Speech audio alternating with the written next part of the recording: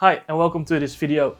We're back today again with a brand new project, and this is a really big project and I'm really happy with it. And the video is long, so I apologize in advance. But today we will be working on a challenge piece. In October of last year, 2025, I went to the Skill Model Challenge in Eindhoven, the Netherlands, where I looked at all the amazing work people have made, bought more backlog that I didn't really need, and got more supplies that I always claimed to need. But I also went there for a different reason. That is the Plainries Kitbash Challenge. Plainries? I don't know how you pronounce it, but I tried. Either way, I went there to get my Kitbash starter kit. And I'll show it to you guys in a bit. This Kitbash Challenge revolves around a ping pong ball.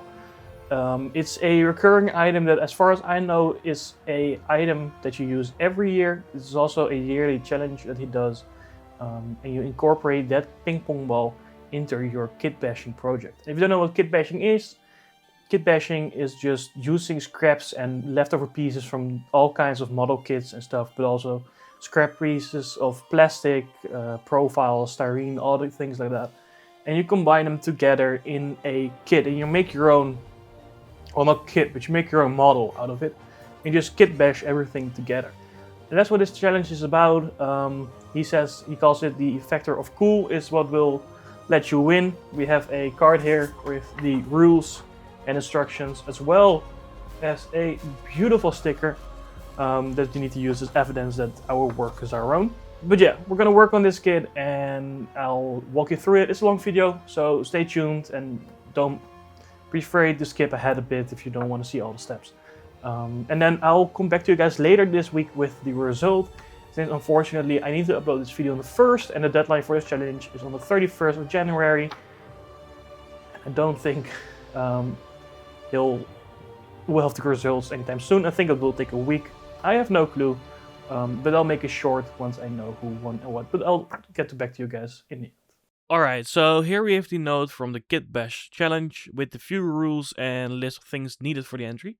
If you want to read this, make sure to pause the video. Also included in this package is the Plainries challenge sticker that needs to be included in your pictures as proof that your work is your own. And besides the famous ping pong ball, we have this part, whatever it may be, that can be taken apart to reveal more bits and bobs.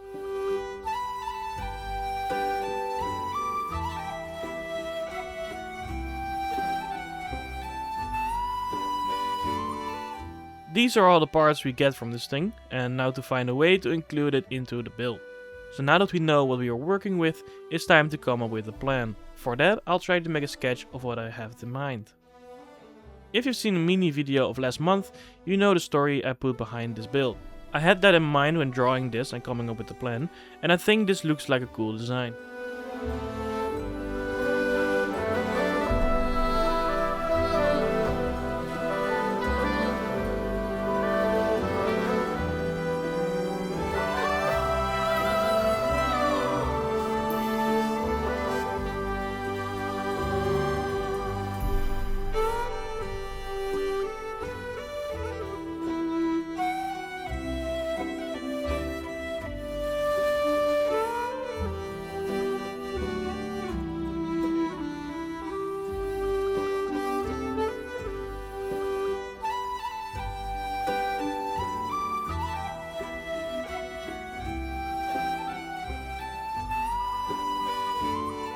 So let's start with cutting the ping pong ball open, as I need to flip this piece to make it so I can attach the neck part.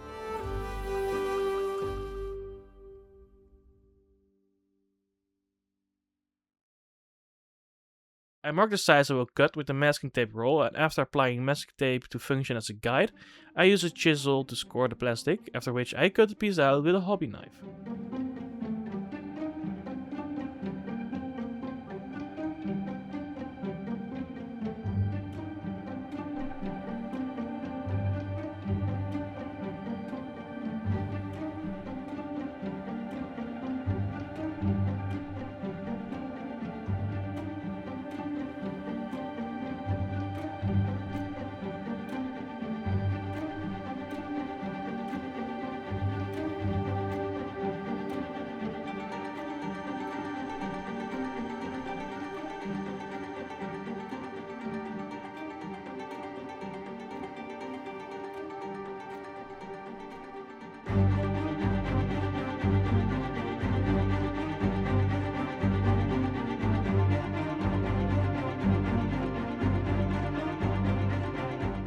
By using a hollow profile and a styrene rod of matching diameters, I can make this swiveling rotating part to mount the head to the rods.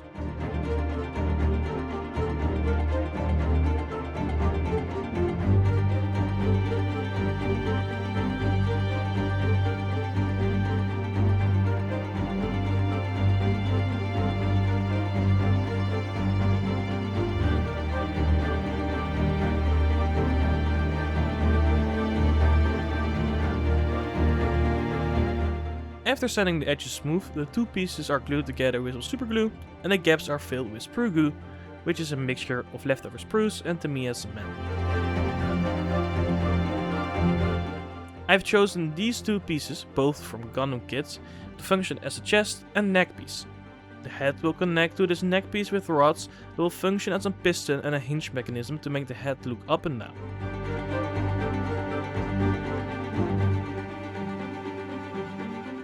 The piston will retract into the body through the hole that I'll drill into the neck piece. This bazooka will function as a piston housing into where the rod could move, although it won't actually function on the model, of course.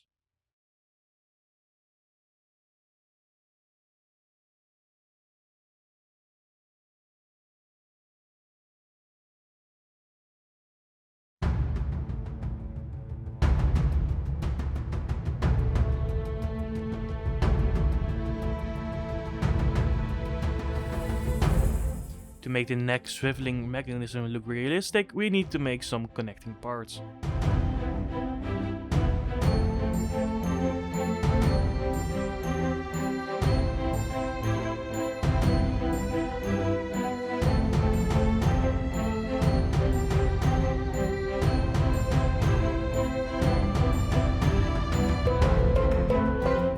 The connecting parts on the different rods will make it so that it can move, and will be made from pla plate.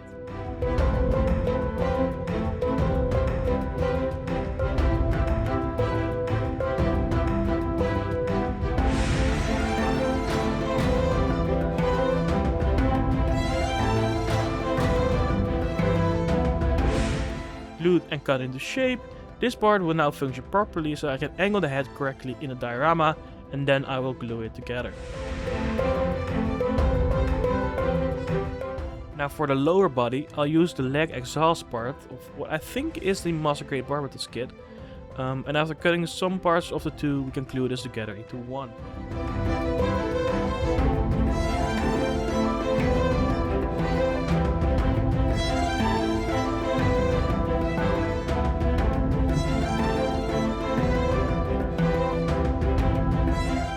Then with some spare leg parts from the Master Grade STA Turn Red, I will make the sides of the upper body more solid.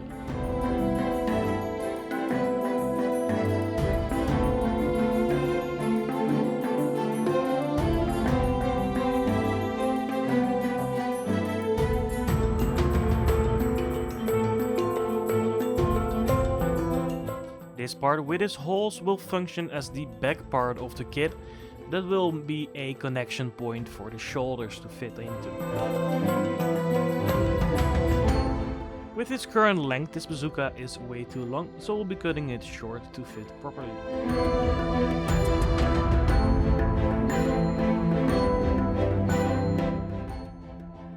Into these holes we'll glue a hollow styrene profile of matching diameter, onto which we will eventually connect the shoulders. But this will also function as a connecting point for the piston mechanism that keeps the head upright. It's not actually a piston mechanism, it's just a support rod mechanism that keeps the swivel point up in position. I don't really know how better to describe it, but that's what it is. It just keeps these rods up, onto which the swivel mechanism for the head is positioned, as you can see here.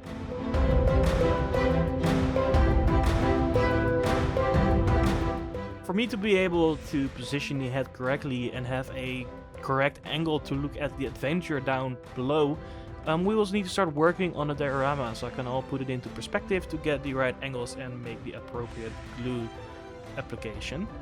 So we'll get out the hot wire table cutter from Procon, as well as some shifting length guides to help me make a better cut. And then we will start gluing it all in position in a little bit and make a mock-up of the diorama. Now, besides needing to make the head and neck adjustments, I also need to be able to make a approximate position and model for the legs, so we'll need to start working on the hip. For that, I used 2 joints from a high-grade Gundam along with some 30-minute mission expansion pack I had, and then I'll cut some styrene profiles to shape as the approximate legs, and then we'll make this markup of this setting position it will be in. We then move on to making the food out of these spare bits that I have. It all just went together pretty well and it just looks cool. And I even think that the bottom part is either an actual food part or it might be some kind of backpack thing. I'm not quite sure what it is from. And we will then glue the bazooka to the hip part with some super glue for that extra stability.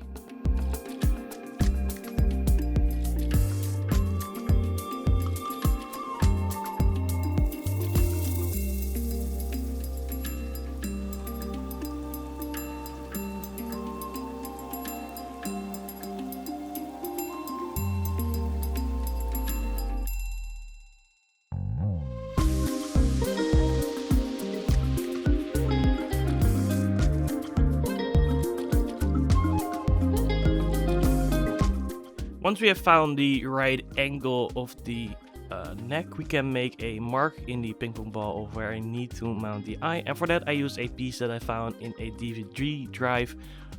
It was part of the optical scanner and it just looks really cool. It has some wires, it's glass, and it has a nice reflection to it because it's some kind of prism, I think. But it looks really cool, so we glue that in place with some super. Now to power the head and the eye, we will have to route some wires to it from the body where the power source is. For that we will make some loops that we'll glue to the neck piece, through which we will route some insulated wire that will attach with either super glue or UV resin.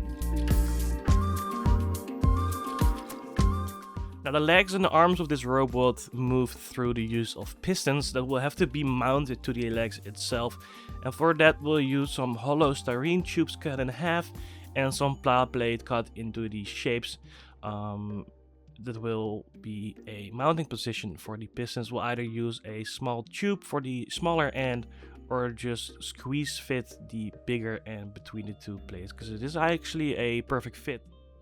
But we'll glue this all in place with some cement, and yeah, it looks pretty cool.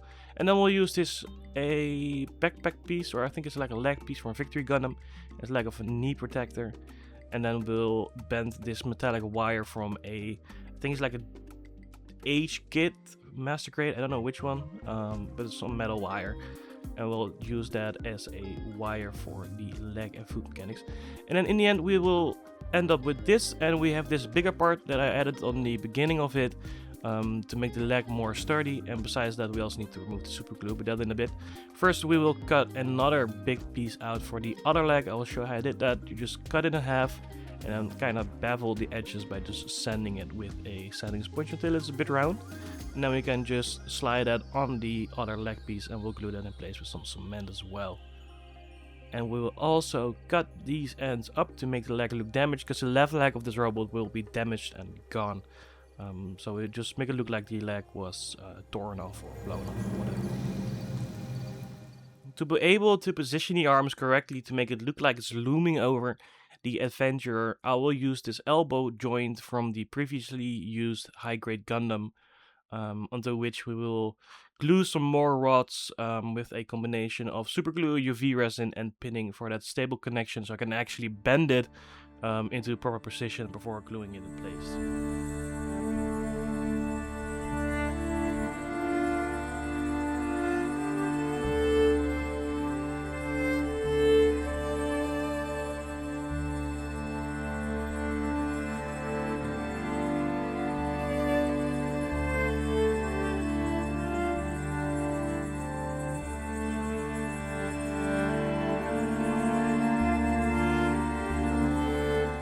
For the piston mounts, I'll show you now how I made those plates. I used this pla plate that is marked up every centimeter or so.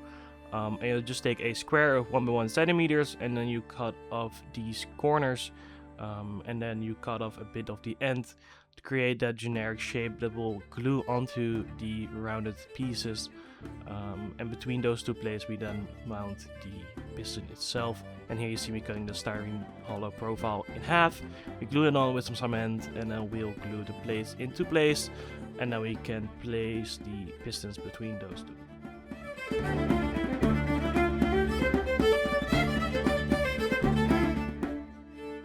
Once we have a functioning arm mechanism, we find the right position and glue it all into place alongside with the pistons.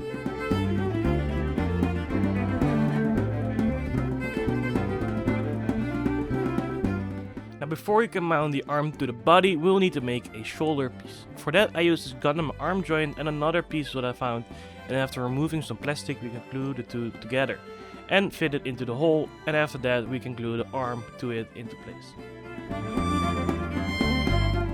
For the hands, I'll use this brake disc from a car model as well as a tire from an airplane kit, and we'll glue the two of them together.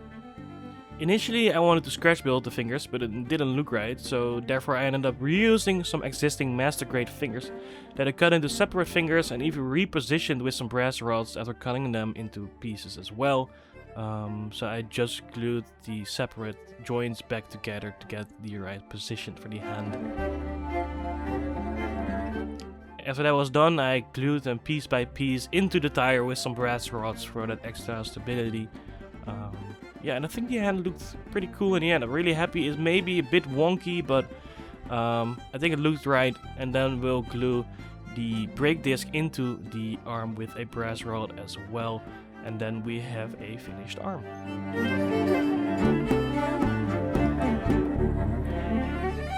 For the paint job, I initially wanted to do some paint chipping over metal, but after doing the initial steel base coat, I liked it so much that I decided to go with a bare metal look and some metallic shades.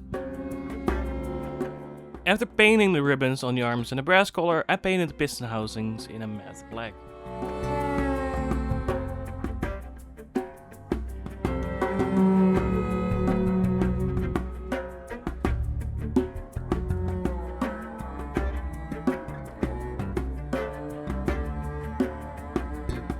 For all the wires, I went with a burn iron / copper look that I think fit the build well.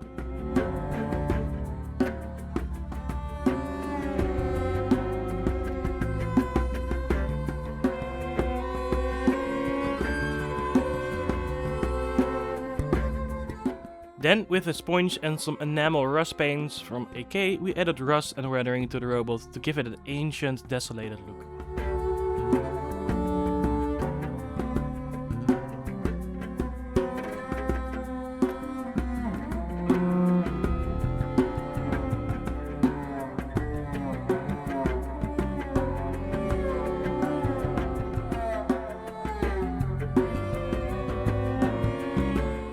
After that was all done, we can call the robot good and move on to the diorama. First we glued these cutouts to the back wall to create more depth.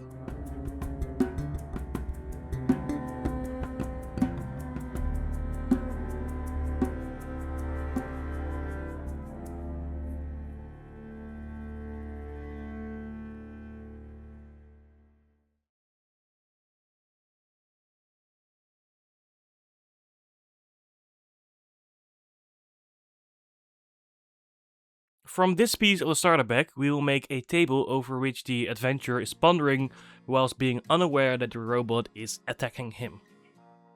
We use some super glue to glue this metallic piece also from the DVD drive to the base and add this smaller piece on top. With the help of a brad raws, we make sure everything is center and we glue the table to this round raised floor piece. As you can see here, I filmed a lot of things out of order. This thumbs up, I'm signaling to you all that I once again forgot to press record when making the carvings on the round floor piece, as well as when adding the scrap bits of foam as rocks. With a small stone, I add a rocky texture to the wall to create some more variation and natural looks.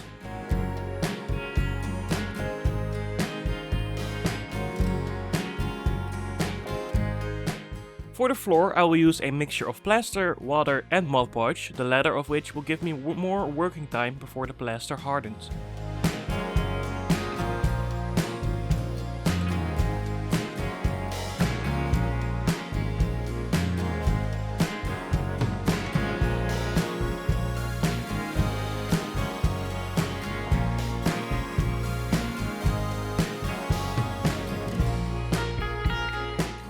With the small stone from before, I add some texture to the ground. It looks messy, but it turned out to look quite good after some dry brushing on the final paint coat.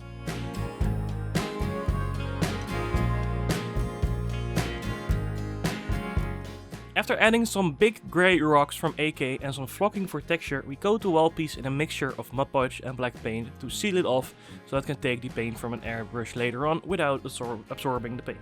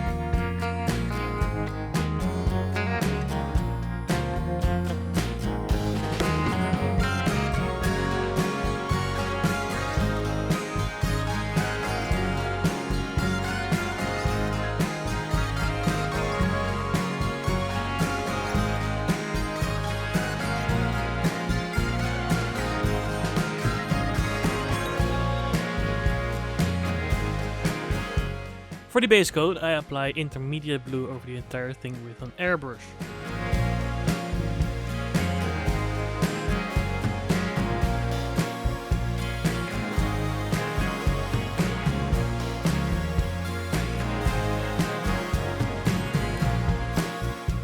Which is then followed by a dry brush of a lighter grey.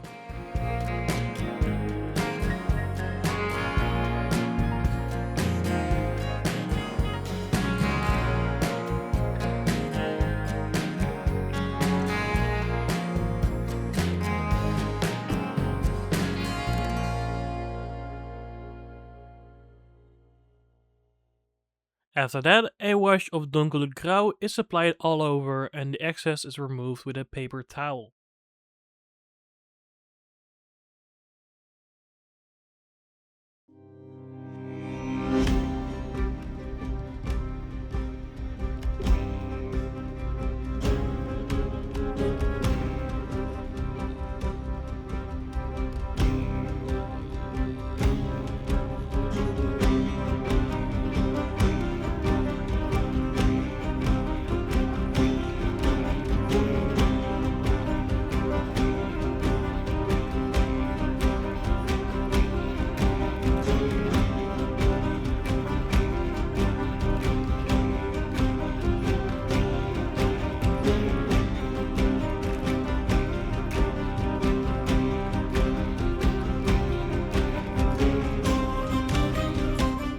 All these small stones, I highlight them with a grey color to have them stand out a bit more and add some variety to the model.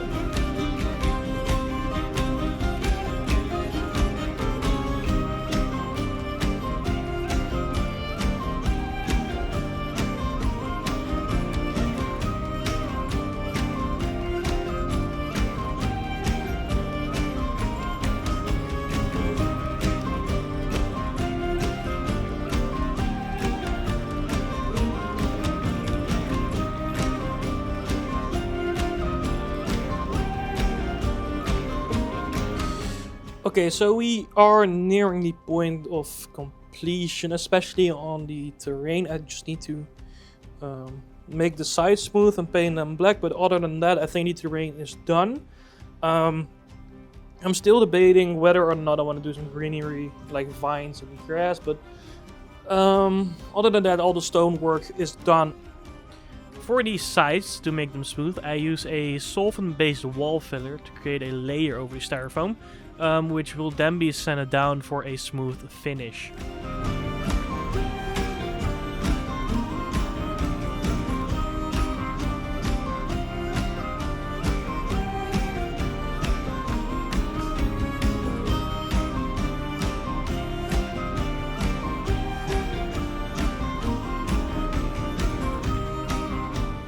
After I've sanded that all smooth, I use black 3.0 to paint the sides a super matte black. This just makes the sides disappear from the diorama, as to speak, when you look at it. So you only see the diorama and your entire attention is drawn to that, and the sides of it just disappear.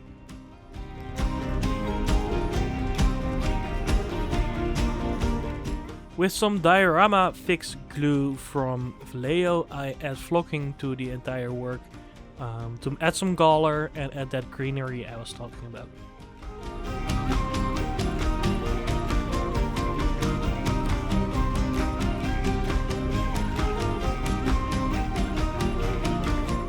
This back wall didn't have smooth enough from the Mod Podge as I wanted it to be, so I used the filler again to create a layer I can then smooth again with some sandpaper before adding some texture, and then I painted the same as the rest of the diorama stuff. The lower half of this table is painted in a bronze color, and then I dry brush a silver on the flat tabletop surface.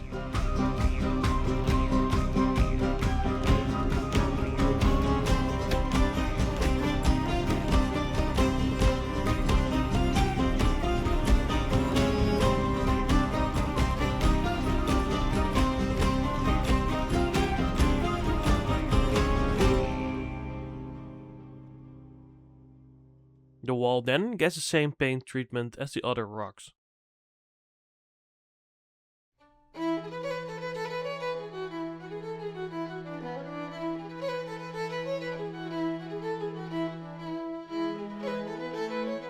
And the table is glued down with some Uhu Por styrofoam glue.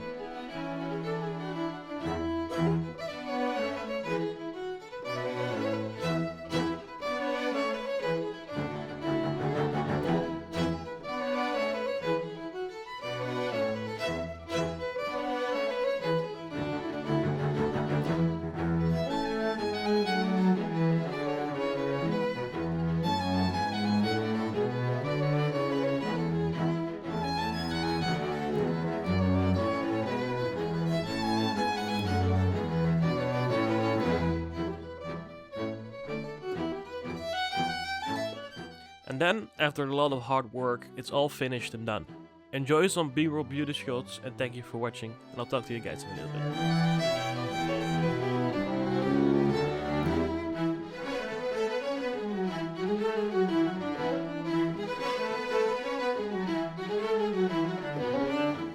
Alright, thank you so much for watching me build this amazing piece.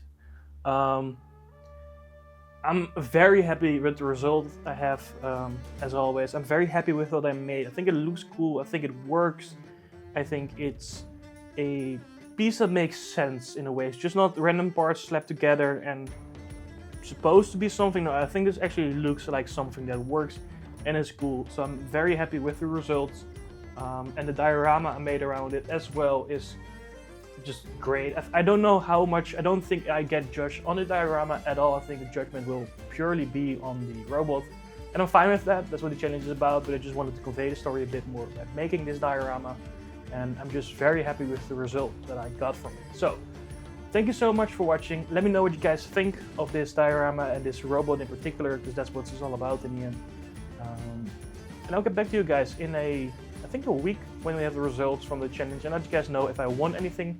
Do I think I will win anything? I don't know. I've seen the other entries and they look great.